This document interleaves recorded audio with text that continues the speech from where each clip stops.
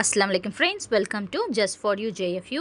இன்றைக்கி நம்ம சேனலில் சூப்பர் டேஸ்டியான ஒரு ரொம்ப ப்ரோட்டீன் ரிச்சான ஒரு பாஸ்தா ரெசிபி தான், ஒன் பார்ட் ரெசிபி எப்படி செய்யலான்றதை பார்க்கலாம். பிஸ்மில்லாஹ் ரஹ்மான் ரஹீம்.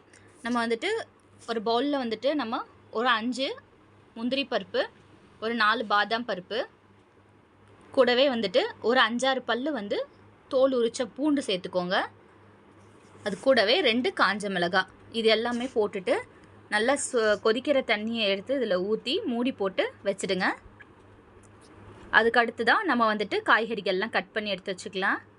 ஸோ நான் வந்து ஒரு பெரிய வெங்காயம், ஒரு தக்காளி மீடியம் சைஸ்டு, ஒரு 2 கேரட் எடுத்திருக்கேன். நீங்கள் வந்துட்டு கேப்சிகம் இல்லை கோஸ் அந்த மாதிரி எந்த காய் வேணால் கூட நீங்கள் எடுத்துக்கலாம். பீன்ஸ் அந்த மாதிரி கூட போட்டுக்கலாம். ஸோ நமக்கு பிடிச்ச காய்கறிகளை நம்ம இதில் சேர்த்துக்கலாம். சேர்த்துட்டு இது கூடவே வந்துட்டு நம்ம ஒரு கப்பு வந்து மக்ரோனியை வந்துட்டு கழுவி வச்சுருக்கோம். ஸோ அந்த கழுவினதை எடுத்து அதிலே உள்ளே சேர்த்துக்கோங்க. ஸோ இப்போ இது முழுகிற அளவுக்கு நம்ம வந்து தண்ணி சேர்த்துக்க போகிறோம். தண்ணி வந்து மெஷர்மெண்ட் கிடையாது. ஸோ முழுகிற அளவுக்கு நம்ம தண்ணி சேர்த்துக்கிட்டால் போதும். இப்போ இது எல்லாத்தையுமே வந்து நம்ம ஒன்றா தான் கலக்கி தான் நம்ம வந்துட்டு வேக வைக்க போகிறோம். இப்போ இதிலே வந்துட்டு நம்ம உப்பு சேர்த்துக்கலாம். இதுக்கு தேவையான அளவுக்கு உப்பு சேர்த்துக்கோங்க. உப்பு சேர்த்துட்டு ஃபுல்லாக கம்ப்ளீட்டாக மிக்ஸ் பண்ணி விட்டுருங்க.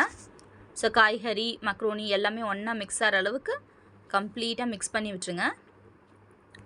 இது வந்து 0 ஆயில் மக்ரோனி ரெசிபி கூட சொல்லலாம். சூப்பர் டேஸ்டியாக இருக்கும், ரொம்ப க்ரீமியாக இருக்கும். கண்டிப்பாக அது ட்ரை பண்ணி பாருங்கள். குழந்தைங்களுக்குலாம் வந்துட்டு ரொம்ப பிடிக்கும். லஞ்ச் பாக்ஸில் கூட நீங்கள் கொடுத்து விடலாம்.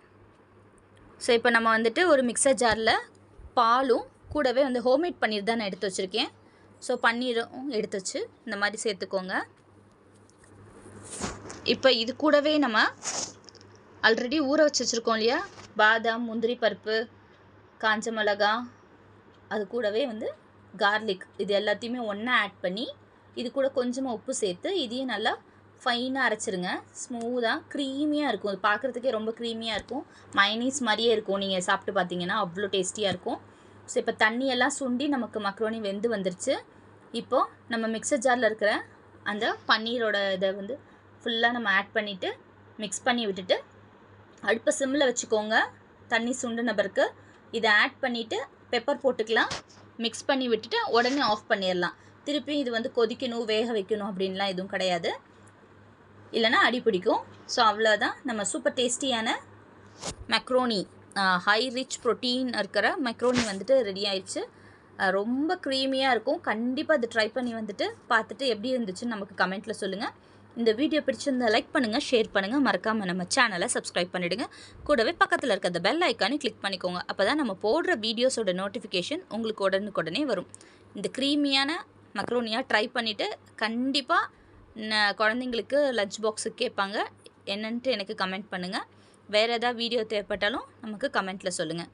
வேறு ஒரு வீடியோவில் உங்களை நான் சந்திக்கிறேன். தேங்க்யூ, பாய்.